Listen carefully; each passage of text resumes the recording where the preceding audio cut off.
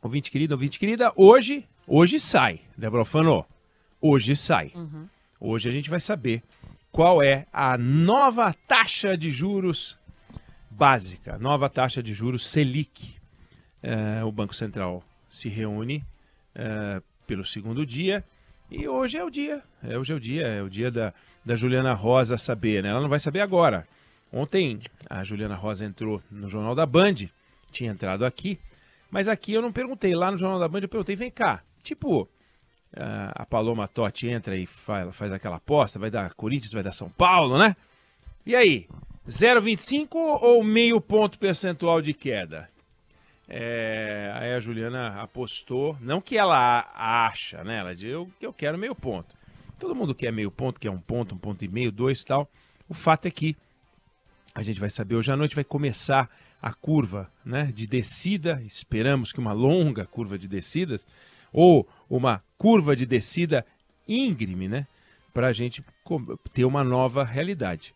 É o segundo dia de reunião, por enquanto, a gente está com juros de 13,75, é o patamar mais alto desde que os juros em 2016 chegaram a 14%, daí começaram uma queda e tal, depois voltou a subir, mas desde 2016 a gente não convive com um patamar de juros tão alto, é bastante. A gente sabe que a taxa Selic tem um objetivo, uma finalidade, que é uma arma contra a infração, contra a inflação, e tem uma relação direta, subiu a Selic, cai a inflação. Subiu a Selic, cai a inflação. E outros indicadores também caem junto. Só que a Selic, ela produz efeitos secundários, né? A gente já falou disso aqui, porque essa taxa ela é um guia para a taxa de juros da vida real. Então, subiu a taxa de juros Selic, sobem taxas de juros, taxas é bom, né? Taxas de juros que não são boas para nós, né? Cartão de crédito, cheque especial, prestação da casa própria, compra do carro a prazo, tudo. Subiu a Selic, os custos sobem, o custo do dinheiro sobe. E quando o custo do dinheiro sobe, as pessoas ficam comprando menos. O financiamento das empresas também fica mais caro, cai a atividade econômica. Aliás, esse é o objetivo, para que quando você tem as pessoas comprando menos, fazendo conta para comprar o basicão, as empresas se atrapalhando para pagar as contas, a atividade econômica cai e com isso você tem uma queda da inflação. Realmente é tirar o oxigênio da economia. Subir os juros é tirar o oxigênio da economia na razão direta. Subiu a Selic, complica tudo.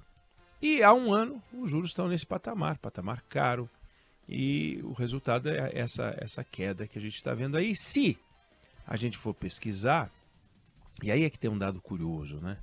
Não é que o Brasil é o único país que sobe juros, né? Vamos combinar. Fizeram um levantamento aí dos últimos de 2020 para cá, até o ano passado, com 64 países, os mais importantes. 58 subiram juros. Não é que só o Brasil, né? Os outros derrubaram os juros. Tinha que subir, porque os juros estava tendo se tem um surto de inflação no mundo, tem que subir os juros, não tem jeito. Mas o Brasil podia ser um país da lista. Só que o Brasil não é um país da lista, ele é destaque. Acho que esse número a gente até falou, mas 4 países aumentaram os juros mais do que o Brasil. E olha os países: Ucrânia em guerra, Venezuela quebrada, Argentina quebrando e Moldávia, que depende do gás russo e que é vizinha da Ucrânia e que tem região separatista. Então você tira esses 4 países, o Brasil é a única economia realmente forte do mundo, sem uma relação, sem estar estraçalhada, que estilingou a taxa de juros. Por que a gente não é só mais um país a subir os juros, né? Por que a gente tem que ser destaque? O Brasil tem que ser destaque de criminalidade. O Brasil, quando teve problema de inflação, tem que ser destaque de inflação. É uma loucura esse negócio. Um americano de 50 anos que está vivendo inflação agora, a última vez que ele viu isso ele tinha 10 anos. Um brasileiro de 50 anos que está convivendo com a inflação, que agora está começando, né? Começou a ceder,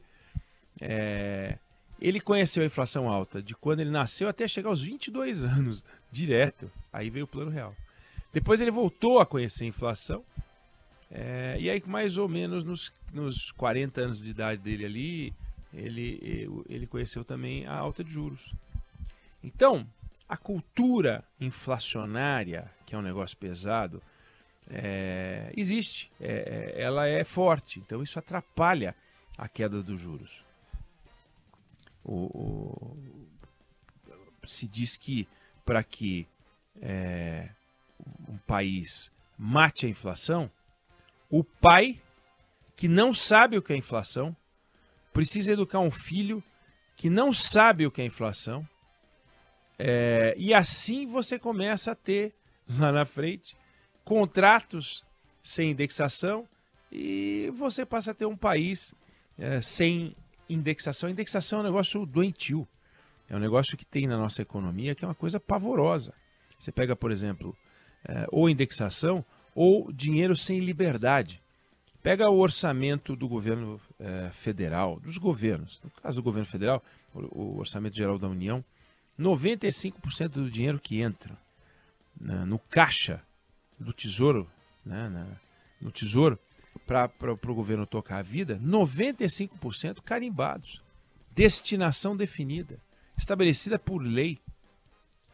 País grande, do nosso padrão de tamanho mais sofisticado, metade do dinheiro carimbado. Ou seja, se você tem metade do governo, metade do dinheiro que está destinado, você entrega aquele ali, sem fazer discussão nenhuma, mas da outra metade você faz política fiscal. Você economiza, você investe em produtividade, você começa a organizar a economia. E no Brasil, 95%. Então sobra muito pouco. Como é que a gente vai combater a taxa de juros se a gente não tem espaço para fazer uma política fiscal, se a gente não tem espaço para poder aumentar a produtividade, que aliás é uma ferramenta importante para matar os juros. Para matar os juros, para ajudar a organizar os números da economia nacional. Se você tem produtividade, a inflação cede. E isso é muito interessante. Uma economia mais produtiva, o preço dos produtos ficam contidos. Isso reduz a necessidade de aumento de juros. Só que a gente tem uma sociedade improdutiva. E na nossa sociedade improdutiva, a gente também não tem, portanto, alternativas importantes para fazer um combate à inflação. Acaba tudo concentrado nos juros. Razão pela qual, em outros países, a mesma inflação pede uma taxa de juros menor para atingir o mesmo resultado. E no nosso caso, a gente tem que estilingar a taxa de juros para combater a estilingada da inflação. E isso é muito ruim. Isso desorganiza a economia. O presidente do Banco Central sabe disso, o Fernando Haddad sabe disso, a Simone Tebet, a essa altura do campeonato, talvez já saiba disso. Mas os economistas e aqueles que ocupam cargos em que o tema econômico tá na mesa, sabem disso. Sabem disso. O Brasil é o país do tiro só. O Brasil é o país do ipom, como dizia Fernando Collor. Vamos dar um ipom na inflação, referindo-se a um golpe do judô. É o país do tiro só. E o tiro só tem que ser certeiro. E isso é complicado. Então, qualquer desajustezinho na política monetária dá um problema. Qualquer probleminha que se dê ali na aposta dos juros dá um chabu. Porque tudo está lastreado lá. E foi assim no Banco Central também, quando a gente teve o Plano Real. Também se cobrou uma política fiscal, mudanças na estrutura de pagamentos do governo e tal. E isso nunca aconteceu. É como se o governo tivesse perfeito e redondo, tendo um buraco apenas na taxa de juros. E o que não é verdade. Lamentavelmente, não é verdade, porque seria muito simples. Você aperta um botãozinho lá, os juros começam a cair, a economia se rearranja. A economia vai começar a se rearrumar. E isso é muito bom. Né? Isso é muito bom. Quanto vai se arrumar? Não sei. Quando nós vamos ter a aprovação da reforma tributária, não tenho a menor ideia. Ela vai voltar para a Câmara dos Deputados? Não sei. Vamos ver. Mas são mudanças, são transformações que precisam ser feitas e o que é vital para o nosso sustento como país. Então, todo mundo de olho hoje, fundamental, taxa de juros, que comece a cair. Todo o mercado espera que caia, de forma que não vai ter, em função da queda na taxa de juros, uma nova leitura do que viria a ser o Brasil, caso, né, os juros caíssem, porque vai tudo cair e a gente vai, isso já está no preço. A partir de hoje, lá pelo final da tarde, 18 horas, a gente começa a ter uma chance de ouvir ali o número por volta das 6h30. Vamos ver como é que é. A Juliana Rosa pode nos trazer mais detalhes quando vier para conversar com a gente. Eu não sei se você concorda, eu não sei se você discorda, mas essa é a opinião que eu tenho sobre esse assunto.